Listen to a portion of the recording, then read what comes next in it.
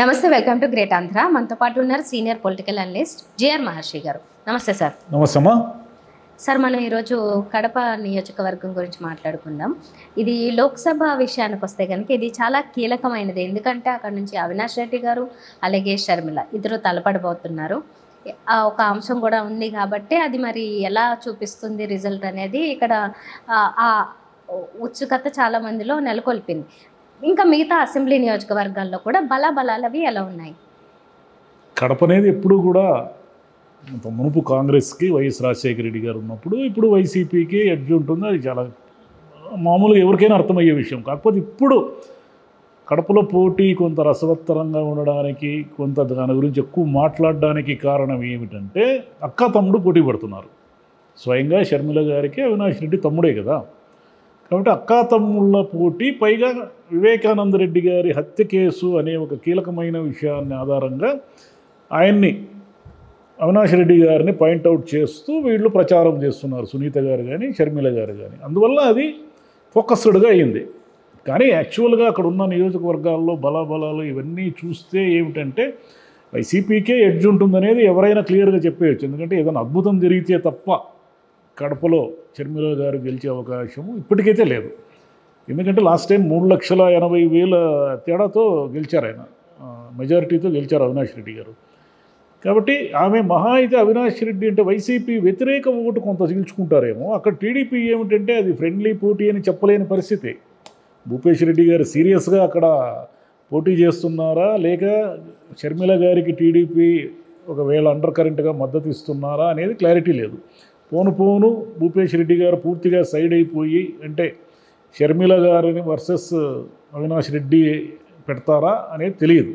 కానీ ఏం జరిగినా అక్కడ ఉన్న 7 నియోజకవర్గాల్లో ఉన్న బలాబలాలు అభ్యర్థులు కీలకం కాబట్టి, అంటే కొంత లోక్సభ ఓటింగ్ ప్యాటర్న్ కొంత షర్మిల గారు ఉన్నారు కాబట్టి ఏమైనా కొన్ని ఓట్లు ఆమెకు పడతాయేమో. కానీ మామూలుగా అసెంబ్లీ నియోజకవర్గాల బలాబలాలు చూస్తే ఏమిటంటే గతంలో అన్నీ గెలిచారు. 7 గెలిచారు వైసీపీ వాళ్ళు. 7 కూడా ఎలా గెలిచారు అంటే విపరీతమైన మెజారిటీతో గెలిచారు. ఎక్కడా కూడా ఏవో 1-2 తప్ప మిగతావన్నీ కూడా చాలా ఎక్కువ మెజారిటీతో గెలిచారనమాట. అంటే ఉదాహరణకి కడప నియోజకవర్గం తీసుకుంటే అక్కడ అంజాద్ భాష అంటే ఉప ముఖ్యమంత్రి చేశారే, ఆయన 54,000 మెజారిటీతో గెలిచారు లాస్ట్ టైం. ఈసారి ఏమిటంటే అక్కడ అమీర్ బాబుకు బదులు మాధవి గారిని పెట్టారు, అభ్యర్థిని మార్చింది టీడీపీ.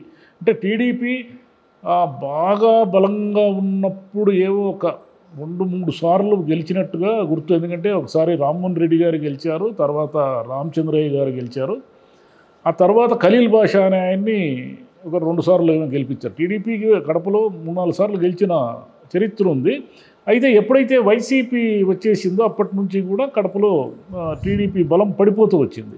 లాస్ట్ టైం అయితే పూర్తిగా 7 నియోజకవర్గాలు, కడప పార్లమెంటు పరిధిలోని 7 నియోజకవర్గాలు వాషౌట్ అనమాట టీడీపీ. మరి ఈసారి ఏమైనా నిలబెట్టుకుంటుందా అని మనం ఒకసారి పరిశీలిస్తే ఏమిటంటే బద్వేల్లో ఏమిటంటే లాస్ట్ టైం పోటీ చేసిన, అంటే ఉప ఎన్నికలో పోటీ చేసిన దాసరి సుధా గారు దాదాపు, అంటే ఉప ఎన్నికలో టీడీపీ తన అభ్యర్థిని నిలబెట్టలేదు కాబట్టి, ఎందుకంటే అక్కడ ఎమ్మెల్యే చనిపోవడం వల్ల వచ్చిన ఉప ఎన్నిక అది. కాబట్టి అప్పుడు 90,000 మెజారిటీ వచ్చింది, బీజేపీ పోటీ చేసింది. ఈసారి కూడా బీజేపీనే బొజ్జా రోషన్న అనే ఆయన పోటీ చేస్తున్నాడు. ఈసారి అక్కడ ఎలా రిజర్వ్డ్ నియోజకవర్గము, అక్కడ పోటీ ఎలా ఉంటుందనేది చూడాలి. పులివెందుల్లో ఇక మనకి తెలిసింది ఏముంది, లాస్ట్ టైం సతీష్ రెడ్డి గారు వైఎస్ రాజశేఖర రెడ్డి గారు ఉన్నప్పటి నుంచి పోటీ చేస్తూ వచ్చారు. టీడీపీ అంటూ వచ్చారు, కానీ ఆయన ఒక్కసారి కూడా గెలవలేదు. అంటే గెలిచే అవకాశం లేదు అక్కడ. ఎందుకంటే పులివెందులో ఫిక్స్ అయిపోయింది, వైఎస్ కుటుంబానికి ఫిక్స్ అయిపోయింది. కాబట్టి ఈసారి సతీష్ రెడ్డి గారు కూడా వైసీపీలో చేరిపోయారు ఆశ్చర్యకరంగా. ఇన్నేళ్ల పోరాటం తర్వాత ఆయన మరి ఎందుకు, అంటే వద్దనుకున్నారో ఏమి, నా వల్ల కాదనుకున్నారో, లేదంటే ఇంకా జగన్ విధానాలు ఆయనకి నచ్చాయో ఏమిటో మనకు తెలియదు. కానీ బీటెక్ రవి గారు ఈసారి పోటీలో ఉన్నారు. లాస్ట్ టైం జగన్ గారి మెజారిటీ 90,000 మెజారిటీతో జగన్ గారు గెలిచారు. ఇక కమలాపురం నియోజకవర్గానికి వచ్చేసరికి ఏమిటంటే కమలాపురానికి అది ఒక చరిత్ర ఉంది దానికి. ఎందుకంటే గతంలో మైసూరారెడ్డి గారు గెలిచి హోమ్ మినిస్టర్గా చేశారు అక్కడ. తర్వాత వీరశివారెడ్డి గారు గెలిచారు. వైసీపీ వచ్చిన తర్వాత ఏమిటంటే జగన్ గారి మేనమామ, అంటే విజయమ్మ గారి తమ్ముడు ఆయన రవీంద్రనాథ్ రెడ్డి గారు వైసీపీ వచ్చిన తర్వాత వరుసగా ఎమ్మెల్యేగా గెలుస్తూ వచ్చారు. ఆయనకు పోటీగా పుత్తా నరసింహారెడ్డి గారు వరుసగా పోటీ చేస్తూ వచ్చారు. లాస్ట్ టైం 27,000 మెజారిటీతో రవీంద్రనాథ్ రెడ్డి గారు గెలిచారు. ఈసారి ఏమిటంటే పుత్తా నరసింహారెడ్డి గారికి బదులు వాళ్ళ అబ్బాయి పుత్తా చైతన్య పోటీలో ఉన్నారు. అంటే వరుసగా ఓడిపోవడం వల్ల నరసింహారెడ్డి గారు వరుసగా ఓడిపోవడం వల్ల ఆయనకి ఏమైనా సానుభూతి ఉండి చైతన్య గారికి బదులు మళ్ళీ లాస్ట్ మినిట్లో అంటే నామినేషన్లు వేసే టైంకి నరసింహారెడ్డి గారే వేస్తారనే టాక్ కూడా నడుస్తూ ఉంది. అంటే కొడుకు బదులు తండ్రే పోటీలో ఉంటాడనే టాక్ కూడా నడుస్తూ ఉంది. మరి నరసింహారెడ్డి గారికి సానుభూతి ఏమైనా పనిచేసి వరుసగా ఓడిపోతున్నారనే సానుభూతి ఏమైనా పనిచేసి ఆయనకి ఏమైనా కొంత అనుకూలంగా ఉండొచ్చేమో కానీ, ఎందుకంటే last time 27,000 majority Ravindranath Reddy గారు. కాబట్టి అది కొంచెం గట్టిగానే ఉంటుంది ఆ నియోజకవర్గం. ఇక జమ్మలమడుగులో వచ్చేసరికి ఏమైందంటే లాస్ట్ టైం సుధీర్ రెడ్డి గారు గెలిచారు. సుధీర్ రెడ్డి గారు 52,000 మెజారిటీతో గెలిచారు. రామ్ సుబ్బారెడ్డి గారు పోటీ చేశారు. ఇప్పుడు రామ్ సుబ్బారెడ్డి గారికి బదులు ఆదినారాయణ రెడ్డి గారు పోటీ చేస్తున్నారు.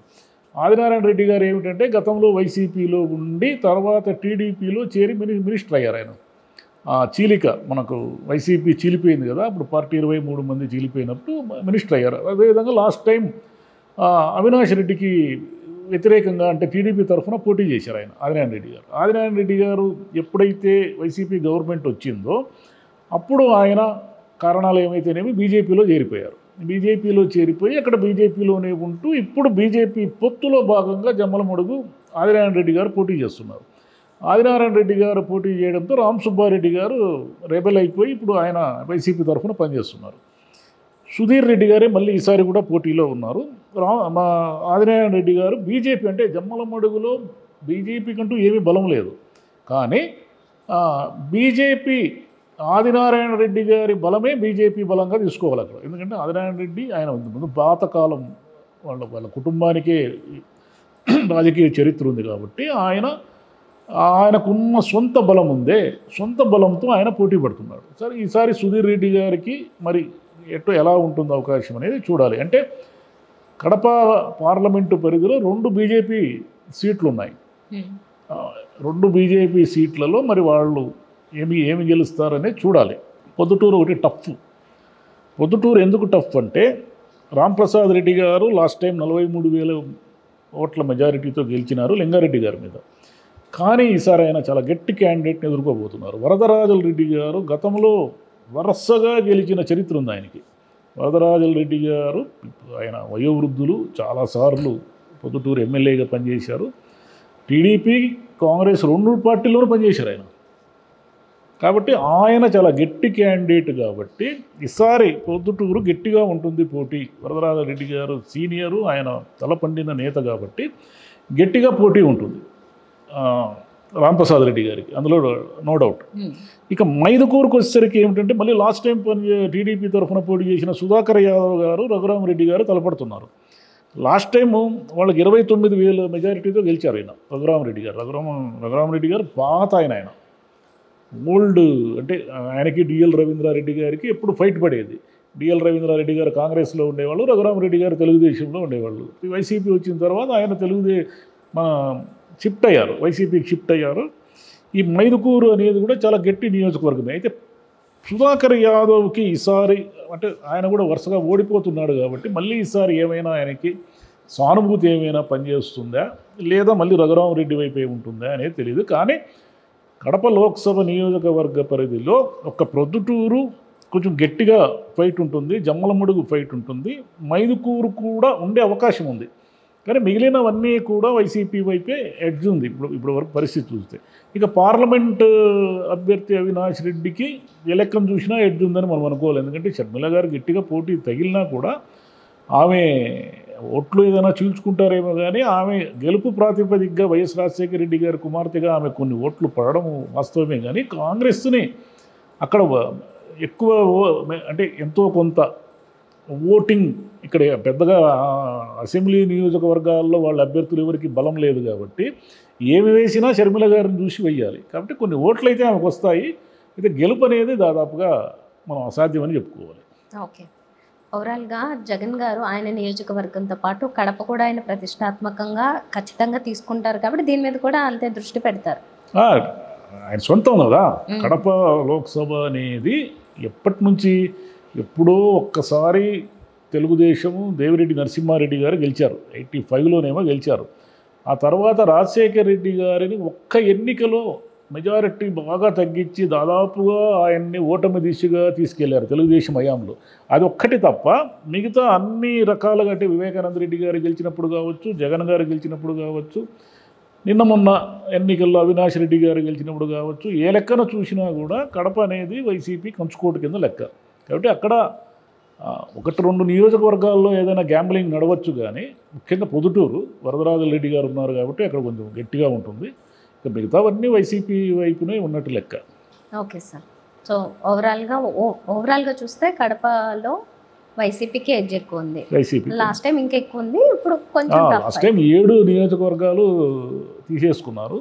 ఈసారి 1-2 గట్టిగా ఉంటుంది. Okay right sir, thank you. Thank you అమ్మా.